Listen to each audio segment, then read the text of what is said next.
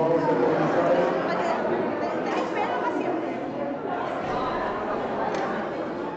Primera llamada.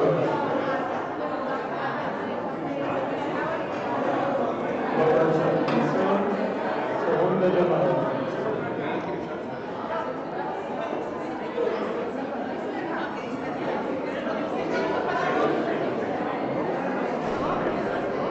Tercera llamada.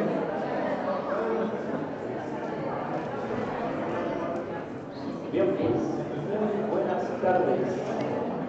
Perdón. ¿Se oye bien? Sí. Bien, si quieren, empezamos la oración a San José y comenzamos. En nombre del Padre, del Hijo y del Espíritu Santo. Salve, custodio del Redentor y esposo de la Virgen María. A ti Dios confió a su Hijo, en ti María depositó su confianza. Contigo Cristo se portó como hombre. Oh bienaventurado José, muéstrate Padre también a nosotros y guíanos en el camino de la vida. Concédenos gracia, misericordia y alegría, y libremos de todo mal. Amén. Santa María, trono de sabiduría, ruega por nosotros.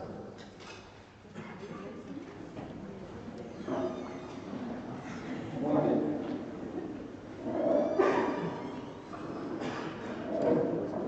Bien, ya, mientras se van sentando, vamos a hacer como un recuento. ¿Ya? Estamos en la tercera sesión como de este siglo, que se ordena a la última, que es la posibilidad de los que quieran hacer una renovación de las promesas matrimoniales. Eso es. Es un ciclo que se ha extendido bastante en el tiempo, porque en el fondo es un ciclo como largo.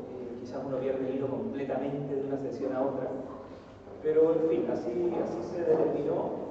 Le damos la gracia al colegio porque nos dio el espacio y la posibilidad de poder hacerlo. Y ya hemos visto dos temas. El primer tema era la belleza de la familia, ¿cierto? Hicimos toda una reflexión en torno a eso. Y después nos detuvimos en el tema del amor, la vez pasada, y el tema del egoísmo, la lucha contra el egoísmo. Son siempre temas que dan para mucho más. O sea, poder explicar eso a cabalidad es como casi un ciclo, sobre todo la vez pasada, porque el tema del efecto predominante, más que lo descubramos o lo descubran, es ponerse a pensar en ese tema. Uno se da cuenta que esto es mucho más complicado y no es tan sencillo de calibrar esto. Pero ¿cuál es el propósito? El propósito es que conecte con lo que tenemos que ver hoy. Hoy día el tema es la mirada, el diálogo y el encuentro.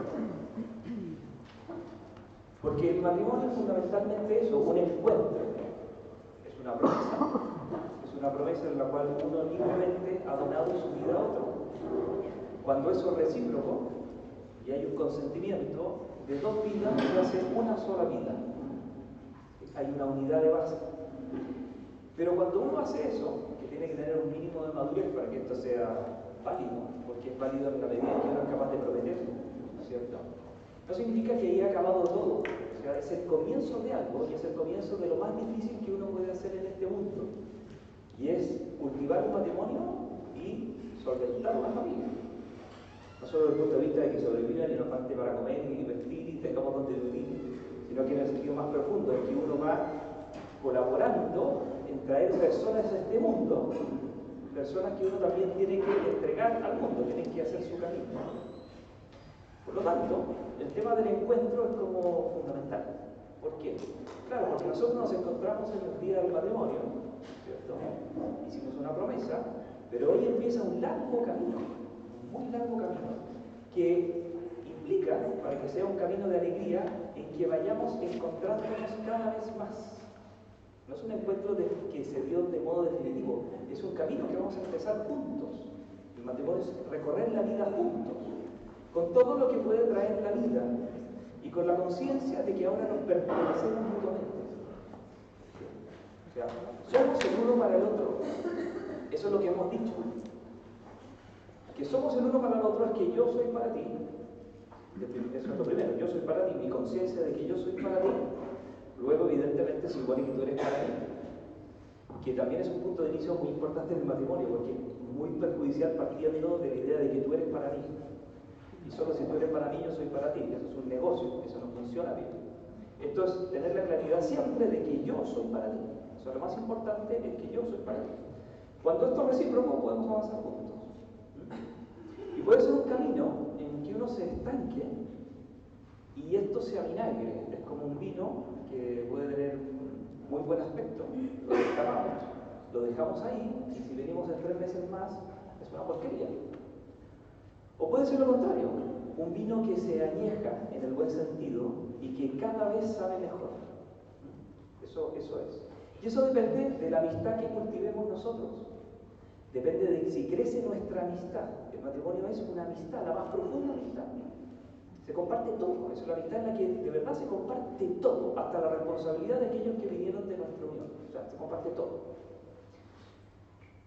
Entonces, encontrarse cada vez más es muy importante.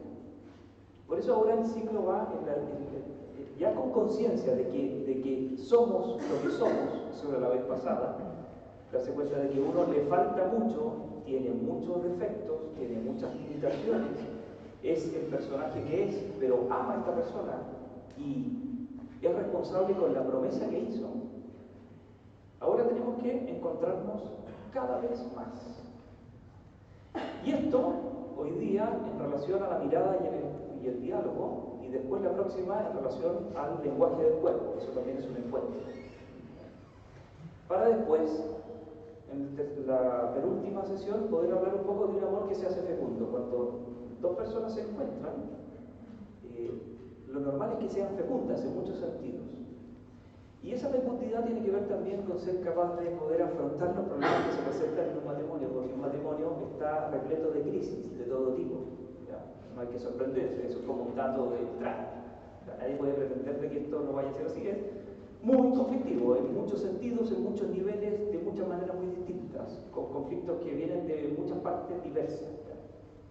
No hay que asustarse, porque de esto se trata de ir avanzando en este camino para que sea una gran historia que valga la pena contar, sobre todo a nuestros hijos, que sean herederos de una gran historia que les permita a ellos transitar la vida con todas sus dificultades, sabiendo de que se puede vivir esto con gran alegría, con gran profundidad, y quizás es lo que más vale la pena hacer en este mundo.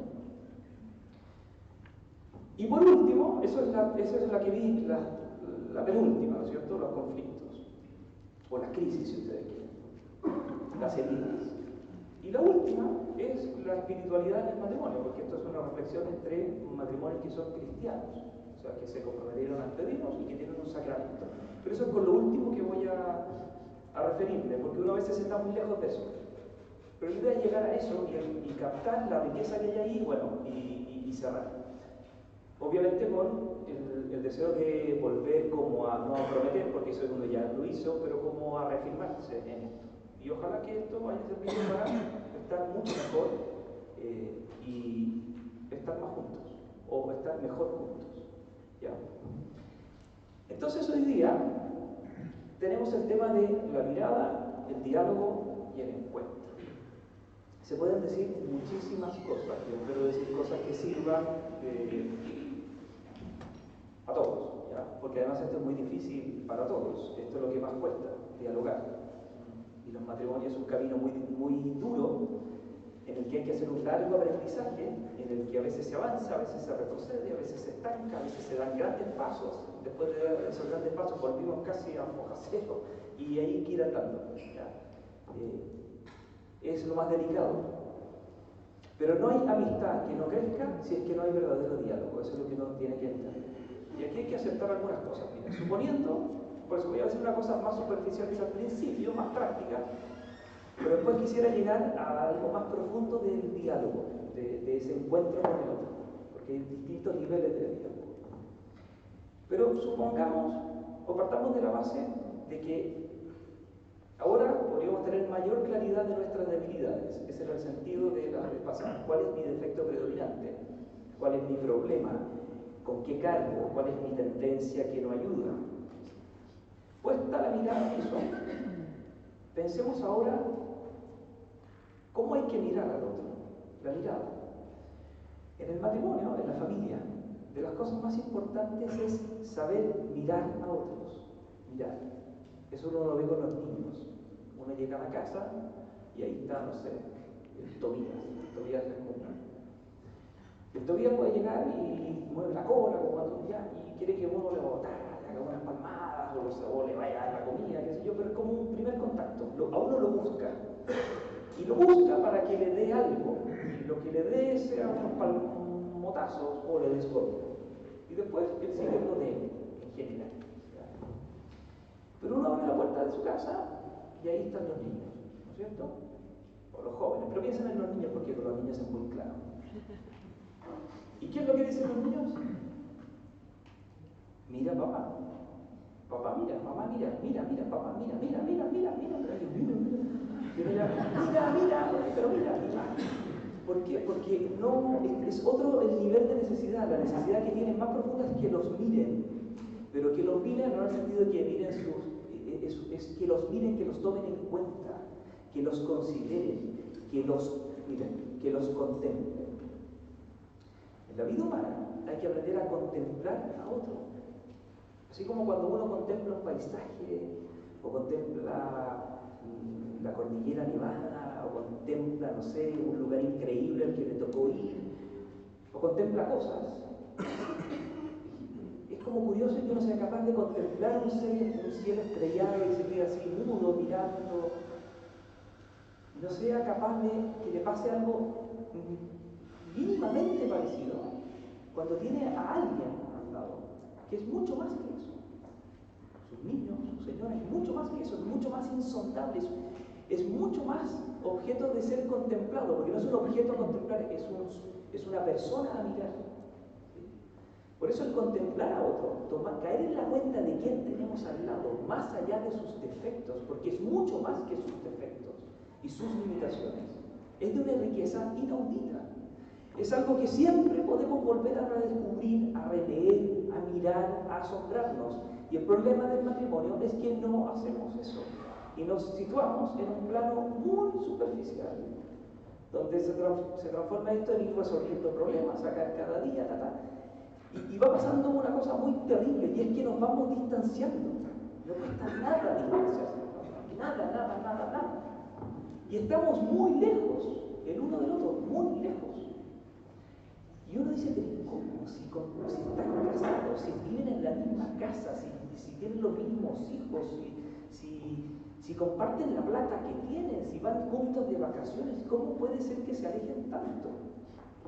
Y eso es porque no hay conversación, verdadera conversación. No se cultiva un verdadero diálogo. ¿Sí? Dialogar no es hablar de problemas que han pasado solamente, o cómo estuvo el día, no, el diálogo es un encuentro con otro. Es una cosa mucho más apasionante, pero mucho más difícil, porque el egoísmo lo que dificulta es ese encuentro, porque uno está muy ensimismado. Y esto le cuesta sobre todo a los hombres. El hombre, si van a la primera charla que tuvimos, cuando yo les conté que Adán vio a Eva, Adán como que salió del mismo. ¿Recuerdan? Cuando había visto todo lo demás no salió del mismo, él puso nombre y lo dominó. Pero aquí, ante la mujer, como que salió del mismo, como que cantó, como que se superó. Y dijo, esta sí que es carne de mi carne y hueso de mis huesos.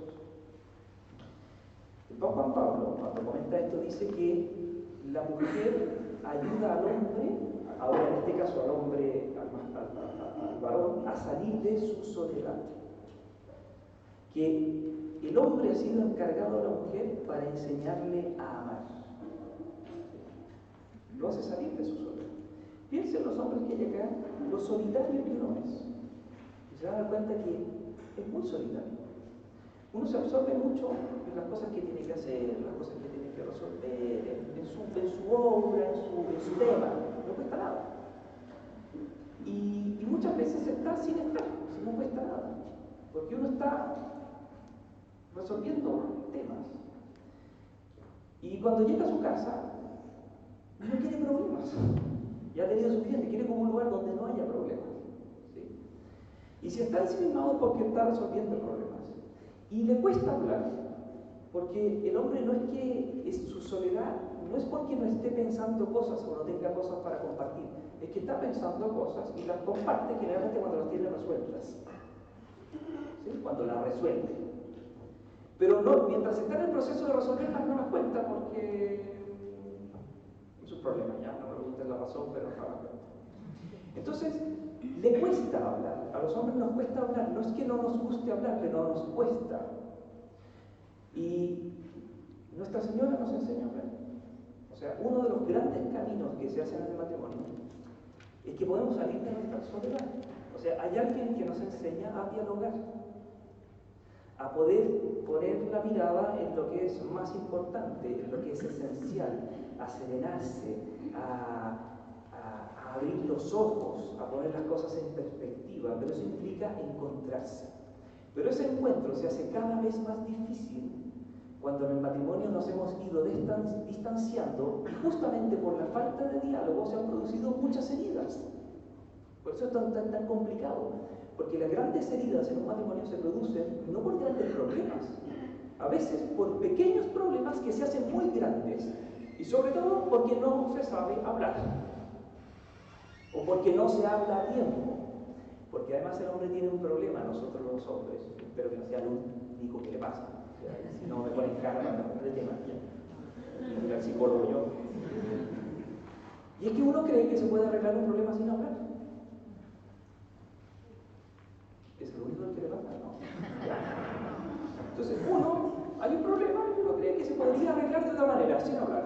No sé, con regalitos, muy, mañana, no sé qué, simpatía, pero sin ir al punto.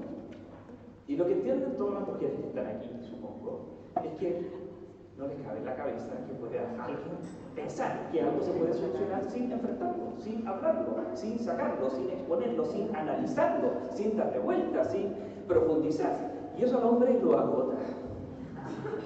Nos agota, es agotador. ¿Por qué?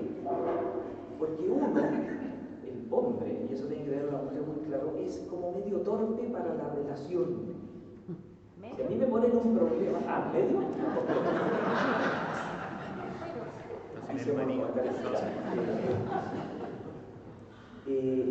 nos cuesta, o sea, si a mí me ponen un problema de la materia que manejo, soy el tipo que anda en el campo, que no sabe de tractores, ya, si hay un problema, porque uno se maneja en eso, se maneja en su tema. Pero los hombres, como somos menos emocionales, menos afectivos, en los problemas de relaciones, nos manejamos bien mal, porque tampoco vemos bien los temas, no captamos un problema. Algunos con los que he estado alguna vez lo he dicho, pero vuelvo a volver a recordarlo. O sea, a veces uno cuando se ve contra la espada y la pared, porque ya ha pasado una semana, 3 días, 4 días, 2 semanas, y uno sigue haciéndose el tonto, y ya ve que esto no tiene salida, porque la cuestión ya se puso, pero mal. Es la primera vez que le da vuelta en serio. O sea, la mujer lleva 2 semanas en esto y lo tiene clarísimo y le pregunta a uno qué es lo que pasó. Y uno que dice, siempre dice algo que está mal, porque eso no es el problema. No es el problema. Y uno va buscándole el lado del problema y al final siempre pasa, y espero que no sea lo único que le pasa, de que termina la mujer diciendo que es el problema. Y uno, tiene toda la razón, lo ve clarísimo. Pero además esto lo hemos hablado 5.000 veces, es decir, esto ya lo habíamos hablado. Y el ciclo se repite. Hoy a mí no pasa nada. No hay que preocuparse, porque entonces esto es. Pero esto hay que aprender a crecer en esto. El hombre tiene que aprender a conectar con eso, a enriquecerse de eso para madurar en un sentido. Y esto es un tema clave en el matrimonio, porque eso es lo que produce un encuentro. Que se soluciona un problema así, ya, por fin se solucionó el problema, pero si no se da ningún avance de ningún tipo en muchos años, se empieza a producir una suerte como de resignación. Y esa resignación, bueno, es resignación, pero no hace que podamos realmente estar compenetrados. El matrimonio es una cuestión de compenetración, de ser uno, de que verdaderamente con los años nos demos cuenta que somos mucho más uno que cuando empezamos esto, que cuando prometimos, que nos conocemos como nadie más se conoce, que hemos pasado por todas, que además nos hemos enriquecido mutuamente, que yo he crecido gracias a ti en mi defecto predominante, si de eso se trata. Nadie piense que va a encontrar su defecto predominante, puede hacer psicoterapia, va a llegar como el hombre nuevo. No. Porque esto es el matrimonio. El matrimonio nos ayuda a madurar en el egoísmo. Es la cura al egoísmo en un sentido. Pero esto es un camino muy largo. Y para esto es fundamental, para este enriquecimiento, esta conexión, aprender a dialogar. Porque si dialogamos bien, nos compenetramos más. Y si nos compenetramos más, estamos más felices, podemos más cosas, podemos ir más lejos. Y el vino se empieza a alejar. De manera que el mejor vino lo vamos a tomar al final. Habiendo tomado mucho vino, todo vino bueno, siempre tenemos la posibilidad de tomar mañana el mejor vino. Y no tener una botella abierta ahí que nadie se quiere tomar. Y que estamos aquí aguantando. ¿Sí? Porque puede ser una virtud la tolerancia. ¿Sí? Y tener a alguien que uno tolera, ya sabe cómo es, ya, bueno. Y sigue. Igual puede mantener un cierto grado de amistad, pero la idea es tener una amistad de verdad. Una cosa que a uno lo entusiasme, sentirse más enamorado, tener más claridad de que es la única persona sobre la faz del planeta y quizás la única que habría podido ver en la historia, o sea, que no está dispuesto a cambiar absolutamente nada de su historia, no que aguantó su historia y va compensando con ciertas cosas, los negocios para aquí, la cuestión, la moto, no compensa, está dispuesto a dejarlo todo, esta persona. Mi amado es para mí y yo soy para mi amada. No podría tener algo mejor. La conciencia de que es la mujer de uno, el hombre de uno, y que somos uno, que no podríamos estar de otra manera, estamos compenetrados. Eso es lo más bonito del hombre, que uno tiene conciencia de que no está solo, de que su vida es compartida por otro. ¿Se entiende? Eso es el ya. Diálogos. Entonces, veamos diálogos. Cuando hay niveles de diálogo, voy a hablar de un primer nivel, y es cuando tenemos problemas. Cuando hay un problema que resolver. ¿Sí? La que me estaba haciendo el eso hay que hablar. ¿Qué cosas hay que tener súper claras? Creo yo. ¿Ya? Que uno habla siempre desde una identidad, desde quién es uno. Pero ojalá con conciencia de lo débil que es uno, de lo pobre que es uno, de lo carente que es uno, de lo egoísta que es uno. Por eso también pasa muchas veces, y me imagino que le pasará a muchos también, que por este ensimismamiento muchas veces el problema es que uno es muy egoísta, o que está muy ensimismado y que está poco conectado, porque también la mujer está súper conectada con la familia, con los niños, o sea, está muy conectada, aunque esté haciendo otra cosa, pero está conectada. El hombre fácilmente se desconecta y toma decisiones en las que embarca a todo un buque, y muchas veces no se da cuenta que su decisión afecta a todos los demás, y eso puede tomarse muy mal, porque parece que uno es desconsiderado, de que uno no pensó en los otros, de que está pensando egoístamente. Eso puede ser un reproche muy continuo. Le paso, ¿no? ¿Pasa? Más o menos, ya. Y esto es por el ensimismamiento. Entonces, cuando uno va a hablar, cuando tiene que hablar, dialogar, tiene que partir muchas veces de esa conciencia. Pero también entender que el diálogo es en orden a un bien común. Y que lo más importante de nuestra identidad es que somos un matrimonio, es que somos una familia. Y lo que hay que hablar no es para el bien mío, no es para el bien tuyo, es para el bien de nuestra responsabilidad, es para el bien de lo que somos. ¿Y qué es lo que somos nosotros? Un matrimonio. ¿Qué somos nosotros? Una familia. Se dialoga para el bien de la familia, para el bien del matrimonio, no para resolver un problema mío, una salida mía, una cuestión mía, ¿no? No perder de vista quiénes somos, nuestra debilidad, para no estar enfrentándonos al otro. Y ¿a qué tenemos que hablar? ¿Qué es lo que hay que resolver? ¿Hacia dónde hay que avanzar? Hay que avanzar a una mayor unidad. Ese es el problema. Por lo tanto, cuando uno quiere dialogar, Cuando está pensando que el otro está equivocado, mejor no hable.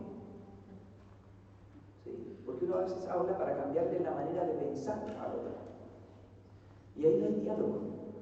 El diálogo parte de la base de que yo tengo dentro de las posibilidades que puedo estar equivocado.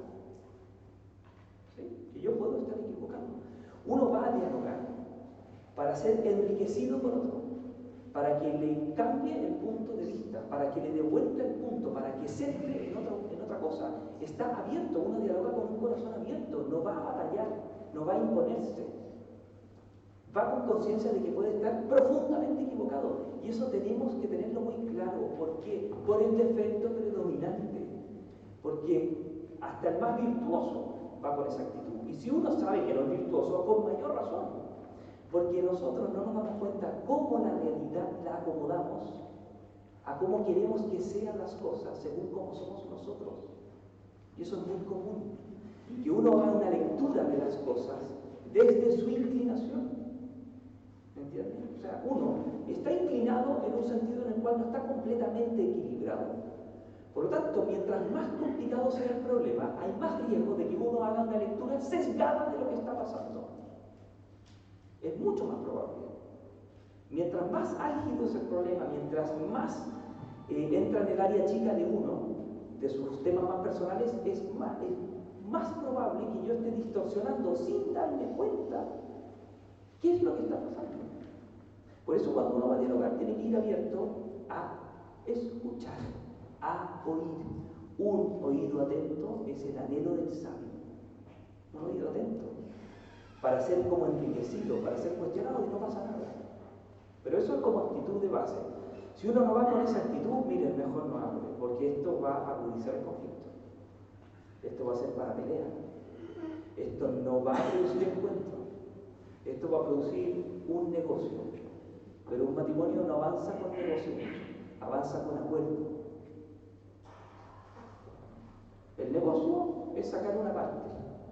El acuerdo es ponerse uno en relación a un bien superior. ¿Sí? Y aunque haya diferencias, cuando llegamos a un acuerdo, quedan a la cuneta las diferencias, pero nos comprometemos y defendemos el acuerdo. Si no, estamos liquidados.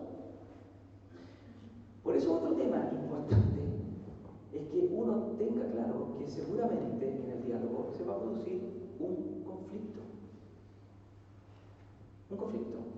Y los hombres nos complican ese tipo de conflictos. No queremos conflictos. Pero hay que asumir el conflicto. No hay que tenerle miedo al conflicto. No es para estar peleando. Cuando hablo de conflicto no hablo de pelea, hablo de diferencias. Somos diferentes. Hay una suerte como de diversidad. Cada uno tiene su historia, sus temas. Por lo tanto va a haber una diferencia. Seguramente no vamos a tener una perfecta consonancia en algo. Pero no importa. Pero si de eso se trata, de que vayamos siendo cada vez más uno. Tú creces, yo crezco, y por lo tanto los dos vamos avanzando, yo no hacia ti y tú no hacia mí, nosotros dos hacia algo más grande que nosotros. Vamos madurando. Por eso el conflicto hay que asumirlo. ¿Y qué implica asumir el conflicto? Aceptar el conflicto, que es lo que más cuesta a veces, aceptar el conflicto. Aceptar de que se puede producir el conflicto. Pero asumir el conflicto es aceptarlo.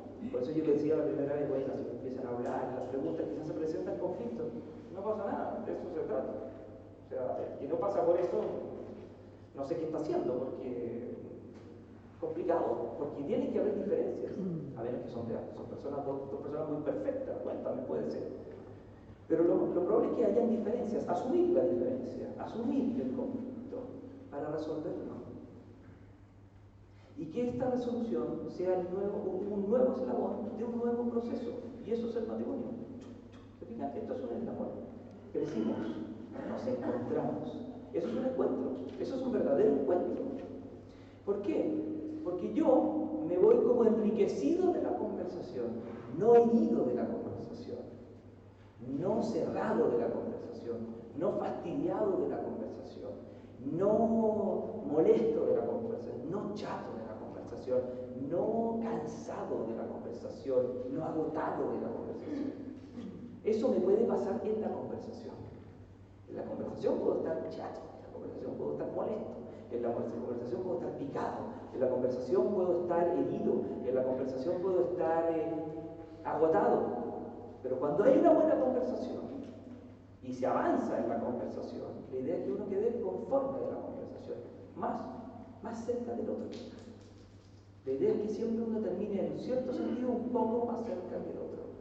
Y cuando, ojalá que se entienda bien, cuando uno queda más cerca del otro, cuando de alguna manera está más lejos de uno mismo. Se aleja de uno mismo, se aleja de su punto de vista, enriquece su punto de vista, cede en lo que corresponde ceder. A veces no hay que ceder porque no corresponde ceder, el otro tendría que ceder. Eso es un problema, a ver cuándo pasa eso. Pero la idea es que podamos los dos tener una mirada conjunta de algo. Mira, ¿qué le pasa a Alberto? ¿No? ¿Qué le pasa a Alberto? Mira, aquí yo, chuta. Si uno va abierto se da cuenta que uno quizá tiene una idea muy deformada o parcial de lo que le pasa a Alberto. Y el otro me aporta 1,5 millones de cosas acerca de lo que pasa a Alberto. Y así nos quedamos con una mirada que es como un cuadro pintado en dos. ¿Se fijan? Pero que nos dice mucho de cómo es la realidad. Eso es demasiado importante. Si eso pasa así, en ese nivel de diálogo, seguro que vamos a quedar más cerca. Seguro que sí, seguro. Pero ese tipo de diálogos no es el que enriquece la amistad. Hay otro que es más profundo. Porque eso es cuando hay un problema y hay que hablar del problema. La idea es que nosotros tengamos muchas oportunidades para hablar sin problemas y no a propósito de los problemas. Porque créanme, si no hemos tenido espacios para encontrarnos más allá de los problemas y ser cada vez más en un sentido amigo y poder ir madurando uno gracias a lo que sabe que ha recibido del otro, cuando haya que hablar para resolver un conflicto va a costar mucho más. Por eso en el matrimonio hay que darse muchos tiempos para encontrarse de verdad, no a propósito de un problema, para conocernos más, para contemplarnos más, para mirarnos más, para aprender más quién es el otro, quién tengo al lado, conocer más su historia, conocer más sus miedos, conocer tantas cosas. Yo pensaba ahora, esto está escrito muy antiguamente, o sea, pero hace 1000 años. Y decía, qué pocas veces uno habla de esto. Decía, cuando uno está ante otro, le decía, pregúntale, cuéntame, ¿qué es lo que tú amas? ¿Qué es lo que tú amas? ¿Qué te alegra? Cuéntame, ¿qué te da miedo? ¿Qué temes? ¿Qué esperas? ¿Qué te entristece? Así sabré en qué está tu corazón. Miren qué fácil. Y yo digo, pero ¿cuándo he tenido la oportunidad de hablarlas? Pero cuéntame qué me amas. Pero sí, de lo que tú amas. Cuéntame de lo que tú temes. ¿Qué cosas pueden aparecer ahí? ¿Quién podría decir de su señora que sabe lo que espera? ¿Qué es lo que espera de verdad? ¿Qué es lo que anhela? ¿Qué es lo que espera del futuro? ¿Qué es lo que le entristece ahora, ayer? ¿Qué le entristece en general en la vida? Oye, son cosas como, ¿quién podría decirlo? ¿Quién podría tirar esa encuestita y diga, ay, tengo clarísimo, y en estos niveles, no sé qué? Pero es que si no sabemos a quién tenemos al lado. No conocemos, saber quién está al lado es saber de su profundidad, de su hondura, de su interioridad. De su interioridad. ¿Quién es otro? Es su interioridad. Y eso en el matrimonio hay que buscarlo, hay que esforzarse por llegar a eso. Ahora hay una cosa muy buena, y es que aunque al hombre le cuesta esto, porque nos cuesta, este es el problema que arrastramos, no hay nadie mejor para hacer eso. Eso es lo que quiero explicar hoy. O sea, aunque a uno le cueste, no hay nadie que pueda hacer eso en este mundo con mi señora mejor que yo. No hay nadie, eso está garantizado. Nadie que pueda llegar más hondo que yo. Nadie. Nadie que se le abra un mundo en el cual uno pueda adentrarse. Eso es lo que pasa con los cuerpos. Eso que pasa con los cuerpos es lo que te puedo explicar la próxima. Es un pálido reflejo de lo que puede pasar a nivel como metafísico entre dos personas. Uno es el capacitado para hacer eso. Y uno se lo puede estar perdiendo. Y eso es lo que más daña el matrimonio. Por lejos, es lo que más daña. Es como al final la raíz de la cual se pueden desprender 1,5 millones de problemas. Porque hay alguien que está solo. Porque no hay ternura. Y el hombre es el más capacitado para ejercer la ternura, que es una cosa de las más masculinas que hay, la ternura en el matrimonio. Si me permiten, ¿puedo hablar un poco de eso? ¿Sí? Ya. Lo vamos a decir así. Tenemos que crecer en compenetración. ¿Estamos claros? Compenetración. Dos cosas compenetradas son dos cosas que están como entrelazadas. Están tan entrelazadas que como que no se pueden separar. Y que si uno las separara, como que desgarraría una de las dos. Eso es algo que está compenetrado. Esto, la tapa y el plumón, no están compenetrados. Están como unidos accidentalmente. De hecho, la tapa no necesita del plumón para ser tapa, y el plumón necesita de la tapa para ser plumón. Es una unión como accidental de los dos. ¿Se fijan? Están ahí. Seguramente se necesitan porque si no se seca el plumón, pero esto sigue siendo un tapa y esto sigue siendo un plumón. El matrimonio no es eso. El matrimonio es una compenetración, de manera de que dos se hacen uno, en un sentido de que ya no se pueden separar sin daño, sin que quede un desgarramiento. Por eso puede pasar, y uno lo ve tantas veces, que un matrimonio de muchísimos años muere uno y a poquito tiempo se muere el otro. ¿Por qué? Es que hay compenetración, es lo que uno esperaría. O sea, lo raro sería, se murió, tiempo de vivir, los últimos 5 años de vida, y el tipo, una vez el tipo heroico porque toleró, y nadie haga lo que tolera, pero tiene resistencia, se mantuvo ahí. Pero de amistad, de compenetración, de nada, el tipo ella se liberó, se murió el viejo, le tapó las patitas, nada. Eso no es el matrimonio. Lo que uno esperaría es que después de que parte uno, parte el otro, porque es como que se le muere la mitad del alma, se muere una parte de él, de ella. No en el sentido de que no tiene que lo cuide, no, en un sentido mucho más hondo, es como que no se entiende su vida sin el otro. De hecho, ha pasado quizás la gran parte de su vida con el otro, han pasado enfermedades, crisis, quizás qué cuestiones. O sea, es una historia. Mi historia no se lee sin otro. Es una historia de dos. Mi historia es tu historia es la mía. Eso es amistad. Es un libro que se lee juntos. O sea, al final, ojalá que la historia de nuestro matrimonio, si alguien quisiera leerla, al leer esto, lee lo de los dos. No tiene para qué leer su versión y la mía. Eso quiere decir que esta cuestión fue como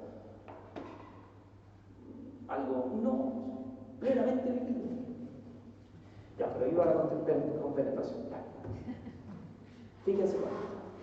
Vamos a hablar de el amado, el amante y el amado. ¿Ya? El amante, el amado, o la amada. Por el diálogo, él puede estar en ella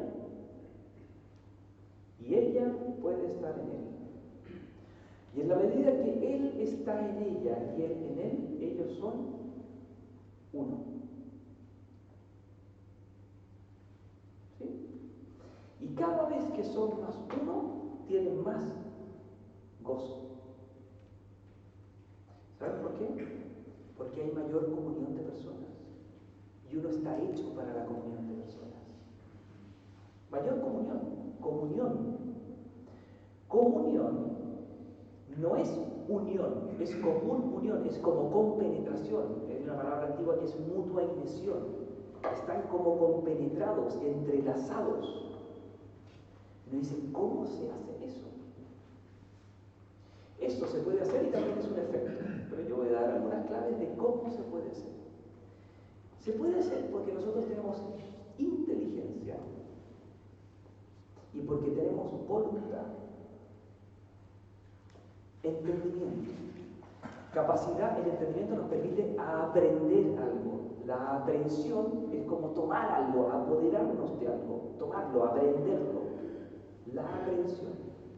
O sea, tenemos una potencia que es aprensiva y una potencia que es como tendencial, como de un apetito, como de una inclinación a otra. Entonces veámosla por separado.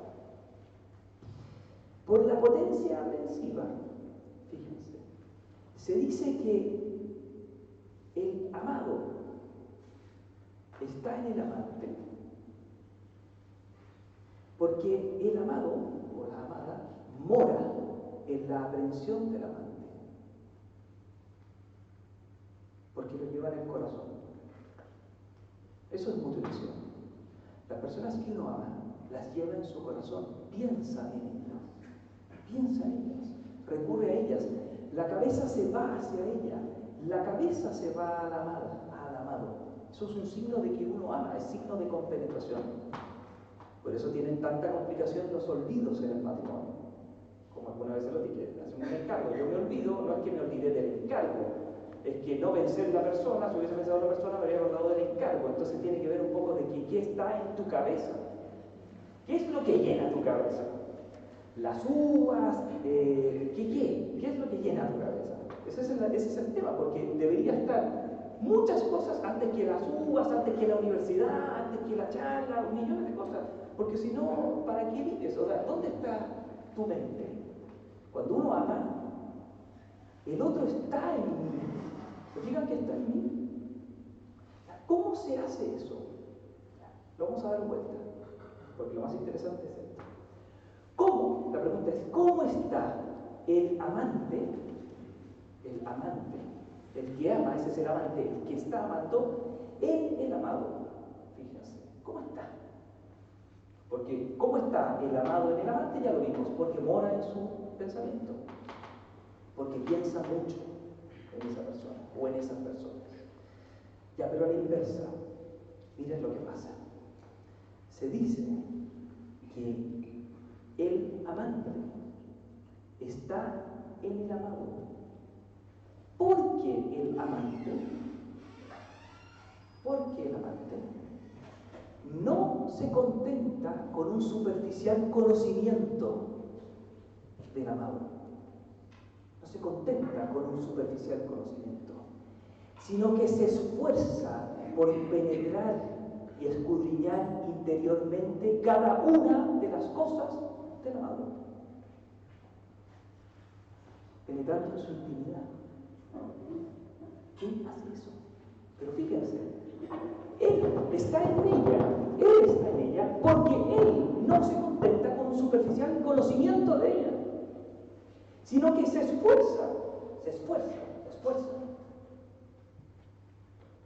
por escudriñar,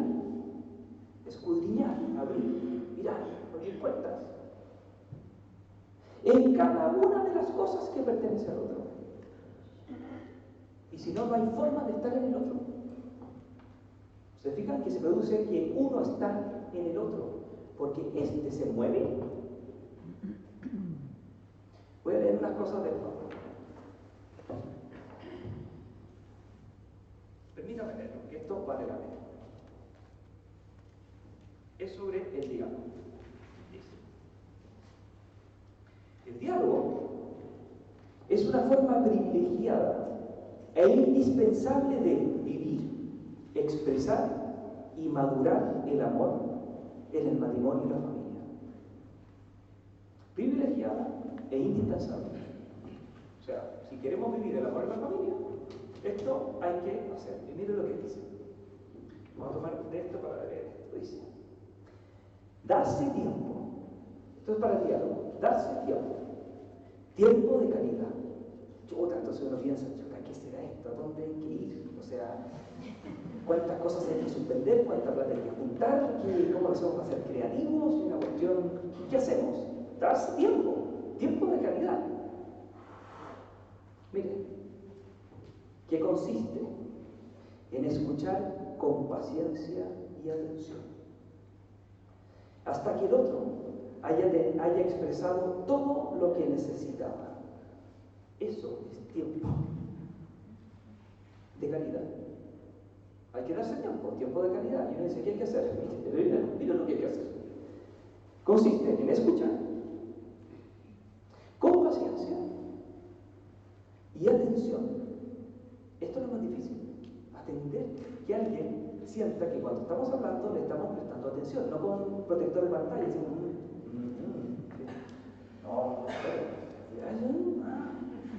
pero Júpiter, atención, hablar con atención, o sea que uno está conectado, si eso es, con eso uno ya, pero es desesperante hablar con alguien que no conecta, o sea que está ahí en un automata.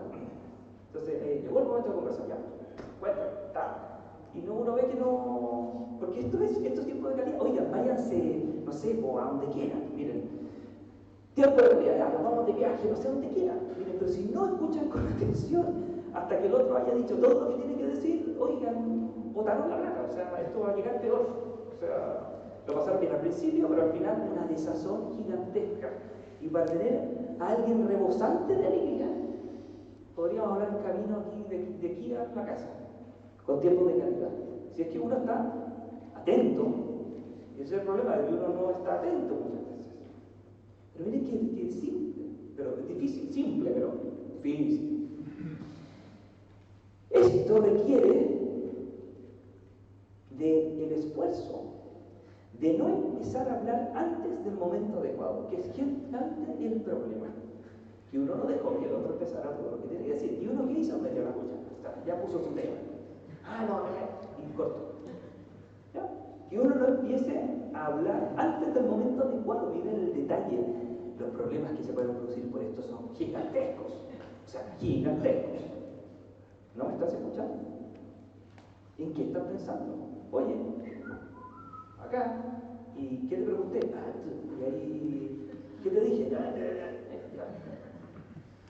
En lugar de comenzar a dar opiniones o consejos, hay que asegurarse de haber escuchado todo lo que el otro necesitaba decir. Asegurarse de eso. Algo más. ¿Quién pregunta? Algo más. Oye, dale, aquí estamos, aquí estoy. Porque los requerimientos son siempre, mira, estamos hablando y está esperando que termine de hablar. O pone temas para que cerremos la conversación, da respuestas cortas, entonces no se puede hablar, entonces es una lata. ¿Se entiende? Para uno, a veces, el hombre, este sentido más superficial, pero esto para la mujer es una tortura, o sea, es una lata hablar de esto. Y esto se aprende en el matrimonio, y se aprende a palos, ¿no? O sea, se puede aprender a palos, pero eso es. Esto es tiempo de calidad. Miren, esto implica hacer un silencio interior para escuchar sin ruidos en el corazón o en la mente. Ojo. Despejarse de toda prisa. Imagínense hablar, que el partido de fútbol, que ver la sequía, ya no hay que hablar. ¿Cómo que? No, o sea, renuncia. Esto es renuncia. Y esto duele. Lo que más duele darle a otro es su voluntad. Miren, dar plata, dar regalos, dar no sé qué, dar tiempo. Lo que uno quiere para uno, eso sí que es generosidad. Eso sí que duele. O sea, tener ganas de ir a comerse un pan con mantequilla tranquilo y ponerse a ver los WhatsApp y tener que hablar de no sé qué cuestión y renunciar a eso con alegría, como si todo lo otro no valiera nada, eso es mostrarte que no hay nada más importante en el mundo que tú. Y eso es cotidiano. No hay que hacer grandes cosas, no hay que esperar un momento y el aniversario no sé cuánto. Mira, también ojalá, pero si no se hace esto del amor se vive en lo cotidiano, en lo que nos toca todos los días. Y ahí es donde estamos desenchufados. No quiero complicarle la vida, pero seguir leyendo para que sacamos como con ideas. Ya, con ideas. Esto es muy bueno. Despojarse de la muchas veces uno de los cónyuges no necesita una solución a sus problemas, sino ser escuchado. Tiene que sentir que se ha percibido, mira, tiene que sentir que se ha percibido su pena, su desilusión, su miedo, su ira, su esperanza, su sueño. Tiene que sentir. Se esfuerza por escudriñar interiormente cada una de las cosas que pertenece al amado. Miren qué bonito. Esto no hay que ir a hacer ningún curso, no hay que tener nada extraordinario, se puede hacer en la pobreza más absoluta y lleno de problemas, y mucho mejor, porque se trata de encontrarse con otro, de salir de la soledad, percibir, yo vivo para ti, eso es mostrar de que uno vive para otro, de que está ahí para acoger su pena, su tristeza, su desazón, su inquietud, su miedo, sus esperanzas, sus sueños. Tiene que sentirlo. Pero son frecuentes lamentos como estos, dice el Padre. No me escucha. Cuando parece que lo está haciendo, en realidad está pensando en otra cosa. Hablo y siento que está esperando que termine de una vez. Cuando hablo, intenta cambiar de tema o me da respuestas rápidas para cerrar la conversación. Un problema. Esto es un problema. Voy a adelantar un poquito. ¿Ya? Está bonito hasta aquí, ¿no? ¿Sí? ¿Ya? Voy a dar un paso para conectar con la próxima. ¿Ya? Porque esto es continuar. Se van a ir muy animados porque de esto vamos a salir como campeones. ¿Ya? Por la potencia apetitiva. Esto yo lo he dicho del hombre hacia la mujer, pero de la mujer hacia el hombre también. Acuérdense que la mujer, ahora para equilibrar un poco la cosa, amigos míos, ¿ya? El hombre tiene un tipo de egoísmo que yo no he explicado, que es el egoísmo de los sentidos. Ya te voy a explicar la próxima. Pero la mujer, lamentablemente, todos ustedes evidentemente lo han superado, tiene lo que se llama el egoísmo de los sentimientos, que es la excesiva, a veces, necesidad de estar en el centro del otro. El tener que estar ratificando de que uno es lo más importante. Esto también es un problema. Hay que equilibrar. ¿Sí? Por lo tanto, esto viene muy bien porque usted dice, sí, qué bueno que alguien se lo dice, que lo oiga, que lo empiece a notar, pero esto es recíproco. O sea, también la mujer puede ser un problema cuando tiene demasiada necesidad de esa ternura o de ese estar en el centro, de que se dé por satisfecha porque ella quedó en el centro. Y esto viene de vuelta, porque el hombre necesita ternura también, no en la misma medida ni en la misma intensidad, pero también necesita percibir que su vida no está solo, que su vida es compartida por otro, de que hay alguien que le aprecia, que le admira, que confía, que se acoge, de que es importante. Y eso viene también del diálogo, de que el otro también tiene que escudriñar en cada una de las cosas, aunque le dé lata las uvas y aunque no le interesen las motos, pero que esto es amar a otro también.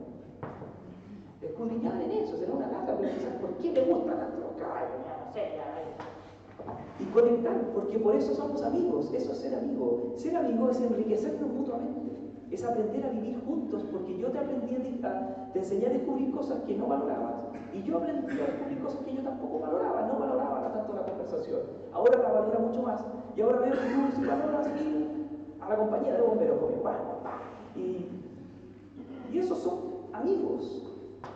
Fíjense, y eso se nota acá. Esto se nota acá. Por la potencia afectiva. ¿Por qué? Porque se dice que el amado está en el amante, porque está en su afecto, por una cierta complacencia en él, en ella.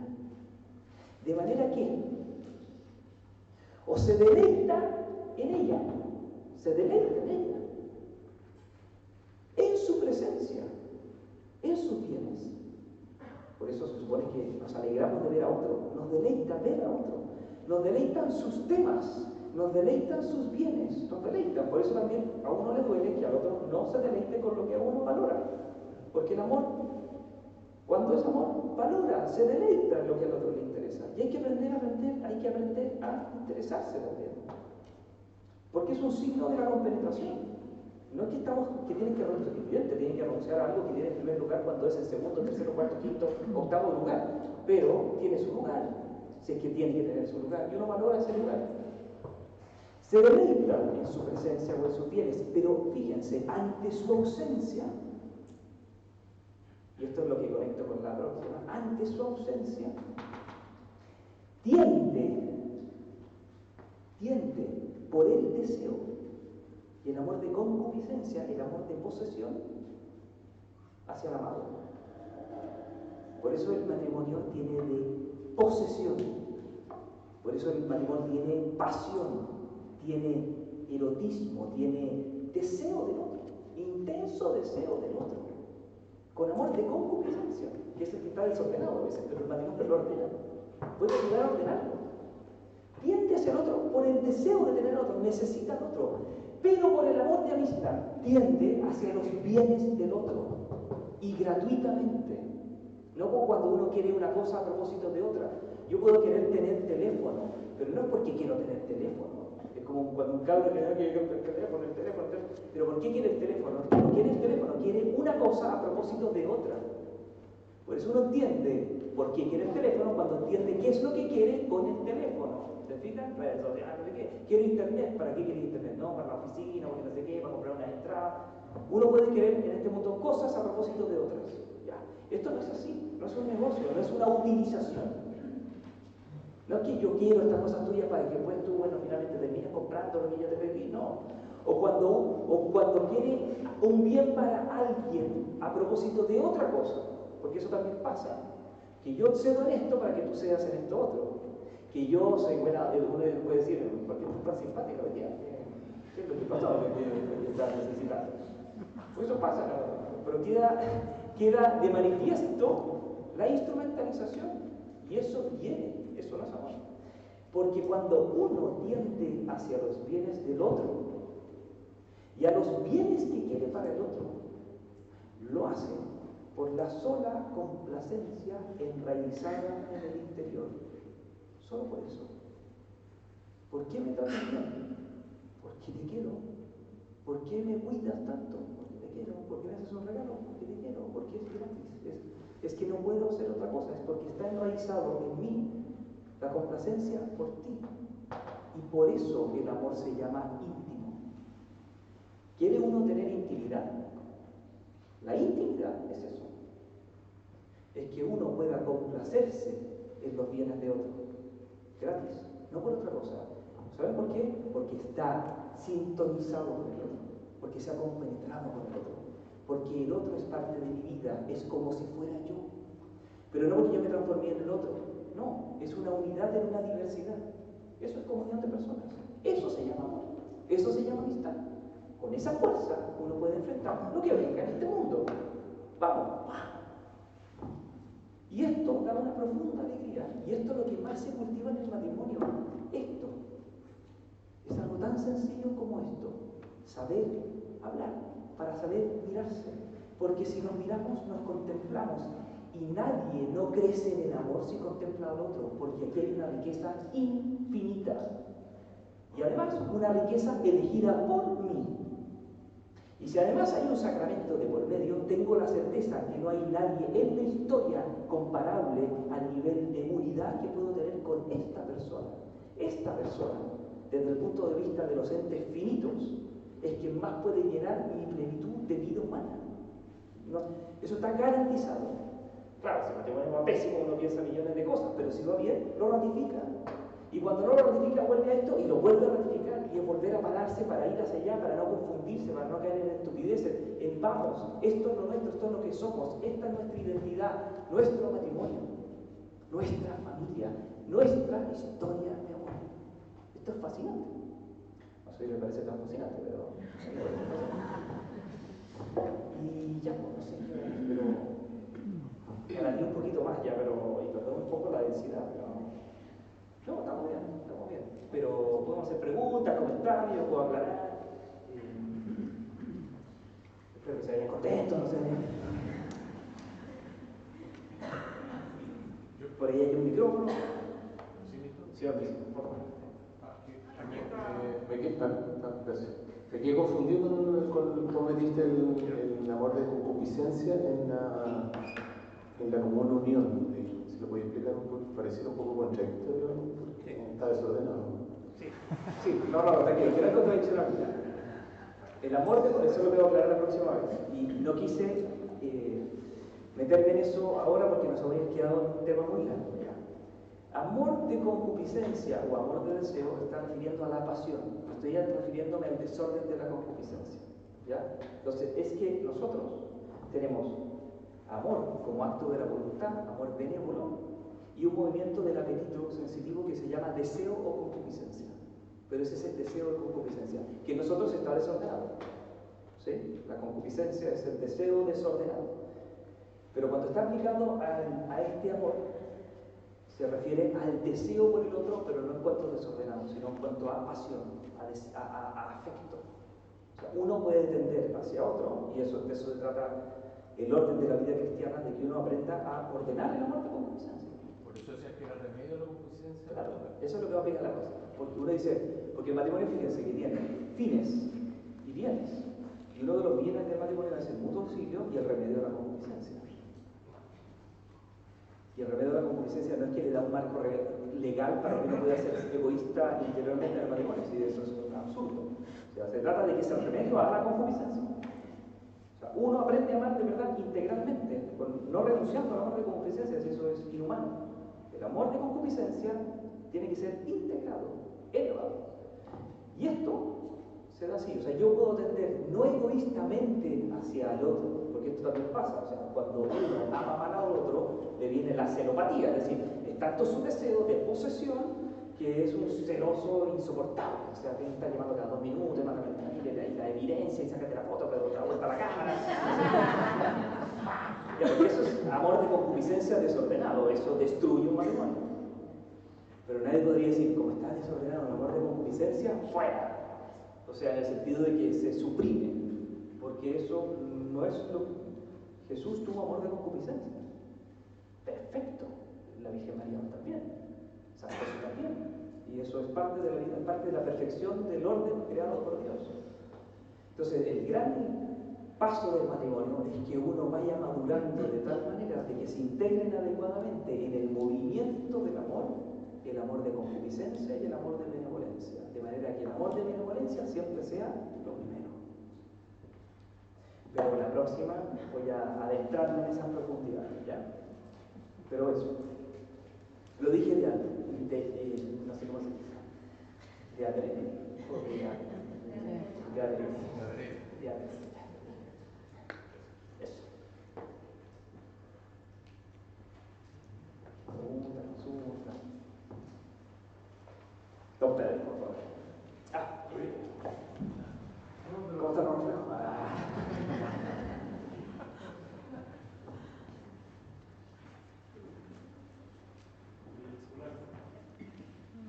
Ahí sí, perfecto, se escucha perfecto. Una pregunta muy básica aquí. ¿Ya? Es cierto, ya, nos invitáis al diálogo, pero a eso no llega a la casa y uno no tiene ningún problema.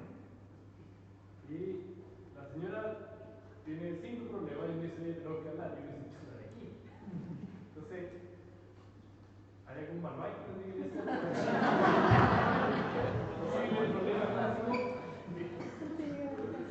¿O es normal tener que cada cierto tiempo incentivar el diálogo a pesar de que uno crea que no hay ningún problema? Eso, mira, a ver, 2 cosas. En relación a lo primero, claro, uno llegó sin problema. Se crean problemas a veces de que uno no ve problemas, no se está viendo a la mujer, y por suerte, porque si no, esto no sé en qué se va a transformar. Pero cuando anuncia un problema, uno se asusta. ¿Sí? Se asusta y no, que chuta. No, entonces hay que perder el susto. Seguramente esto va a ir a conflicto, pero como les dije, vamos a conflicto, asumir el conflicto, y asumir el conflicto es aceptar el conflicto para resolverlo y vamos adelante. ¡Pum! ¿Qué pase ahí? No sé qué, pero eso hay que darse tiempo, no tener prisa, escuchar y ningún problema, porque sí, o sea, el mundo de una mujer es el mundo de una mujer, o sea, es un mundo, así como como el arrecife de coral, así, ¡ah! El mundo del hombre es como una azotea, no sé, como una pieza así, con 4 cosas de hambre. Entonces, ese tipo que está en una caverna tiene que meterse al arrecife de coral. Entonces, cuando te ves, no, ¡pum! Y listo, eso es primera cosa. Tómatelo así. Y lo otro es, claro, es que el hombre, en este sentido, tiene una responsabilidad. Porque nosotros los hombres hacemos un raciocinio bien tonto. Y es que no hablamos, es porque no hay ningún problema. Entonces, como no hay ningún problema, no hay que hablar. Qué bueno, porque no estamos hablando porque no hay ningún problema. Y la mujer piensa, el problema es que no hablamos. Entonces, eso es lo que uno tiene que chipar. O sea, no estamos hablando, preocúpate. Uno dice, no estamos hablando, no tiene problema, no. Quizás no te lo está contando, quizás ya le da lata, quizás ya, ¿para qué? Entonces, mal. Lo mejor es que haya problemas. O sea, oye, llegar y carajo, paciencia, fuego. Hablemos, vamos buscar el lado. Porque uno tiene que ser quien comparte la vida del otro. Y la vida de una mujer siempre es complicada en ese sentido. No es por decir nada, es una vida que está muy conectada. O sea, no hay nada que le sea como indiferente. No sé si uno de mis hijos tiene un problema o no sé qué, generalmente lo pongo como a un nivel en que, no sé qué. Pero no es lo mismo, porque una mujer tiene cordón umbilical. ¿Ya? No hay que olvidarse de eso, no desconecta de eso, no desconecta y lo vive muy como mujer, como mamá. Es otro nivel de conexión. Y uno, el rol del hombre, es que puede penetrar en esa interioridad y ayudar también aportando cierta objetividad en ciertas cosas, y eso ayuda también, es como, alguien le ayuda a tomar perspectiva, a pensar, puede haber conflictos, quizás no le gusta, se pasa mucho, o sea, en una buena conversación se pasan por muchos estados de ánimo, y uno tiene que tener nervio, meterse, no como quien está jugando, meterse en eso, conectar con uno también, como uno también le está dando rabia, y dice, no, pero te molestó, que te dije, yo no quiero más problemas, o dije, no, pero si tenía un problema. Entonces, ser transparente, oye, y qué pase aquí, miren, mucho más entretenido que cualquier juego, que cualquier cuestión, que el paintball, que no sé, o sea, mucho más entretenido. Cuando uno lo asume con libertad y lo va descubriendo, porque es un descubrimiento, ese es el descubrimiento de ser amigos.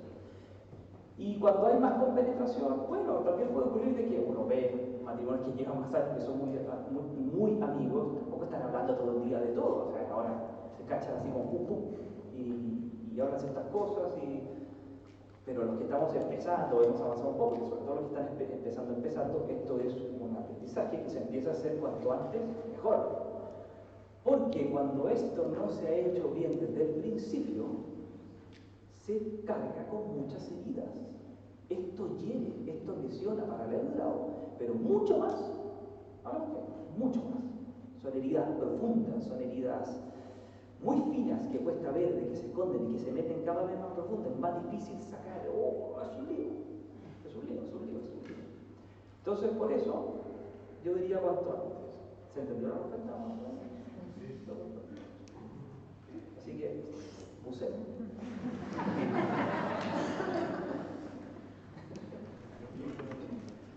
Señor vecino, por favor.